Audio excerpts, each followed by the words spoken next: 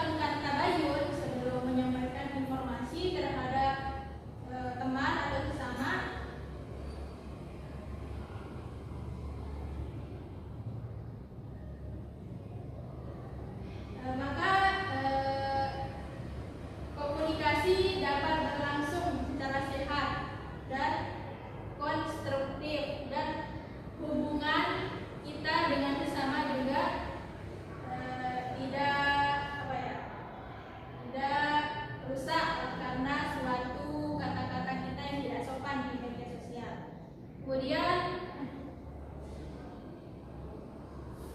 yang keempat, menghindari dosa digital. Jadi segala aktivitas yang kita lakukan di media sosial itu akan meninggalkan jejak digital yang dapat dilihat dan diakses oleh banyak orang.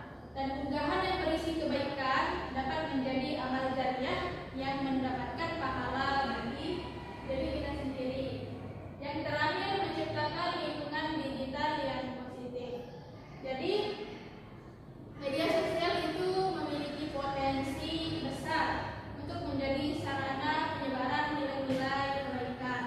Dengan menerapkan adab dalam bermedia sosial, pengguna dapat memanfaatkan platform digital untuk berdakwah, berbagi ilmu pengetahuan, dan memberikan motivasi, sehingga lingkungan digital dapat bermanfaat bagi orang lain dan akan mendorong terciptanya masyarakat yang lebih cerdas, berakhlak, dan mendukung dalam kebaikan.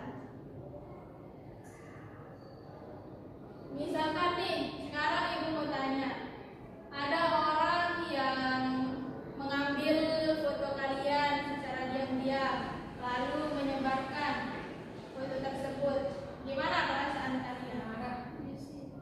Ya, marah ya, kesel. Jadi hal itu juga harus kita pikirkan terhadap perasaan orang lain. Misalkan ketika kita misal ada teman kita tidur di kelas, terus kita mau foto dia, terus kita sebar ke grup. Nah, itu tidak boleh ya, karena itu dapat menyakiti perasaan teman kita tersebut. Nah, kemudian ada menggunakan media sosial. Jadi ada menggunakan media sosial yang pertama itu kita harus memiliki niat yang baik. Jadi menggunakan media sosial untuk hal yang bermanfaat, baik itu dalam agama ataupun bangsa ya. Jadi dalam Islam, kedudukan niat itu sangat penting dan tidak hanya merupakan rukun dari suatu ibadah, tetapi niat itu dapat membimbing kita menuju apa yang kita inginkan. Nah, jadi ketika kita berniat menggunakan media sosial untuk kebaikan, dan tentunya kita juga menyebarkan informasi yang valid dan tidak menyebarkan aib orang lain, itu dapat mendatangkan pahala bagi diri kita sendiri. Kemudian menyampaikan informasi yang benar. Ketika kita ingin menyebarkan suatu unggahan atau video, kita sebaiknya mencari tahu dulu apakah hal itu benar atau tidak. Jangan kita asal share ya. Kemudian menggunakan bahasa yang santun. Nah, dalam bermedia sosial itu kita harus menggunakan bahasa yang santun. Baik itu ketika kita berkomentar terhadap postingan teman atau postingan yang kita lihat, itu sebaiknya menggunakan, ketika berkomentar itu sebaiknya menggunakan bahasa yang santun. Kemudian menghormati privasi orang lain. Jadi maksudnya ketika seperti yang sudah ibu katakan tadi kan, ketika ada teman tidur di kelas terus kita foto, terus kita sebar, itu termasuk melanggar privasi orang lain. Nah, hal itu tidak diperbolehkan, itu bukan termasuk adab dari bermedia sosial. Kemudian menghindari ghibah dan fitnah. Jadi ghibah dan fitnah itu bukan hanya bisa terjadi secara langsung di dunia nyata atau di sekitar kita, tetapi di media sosial juga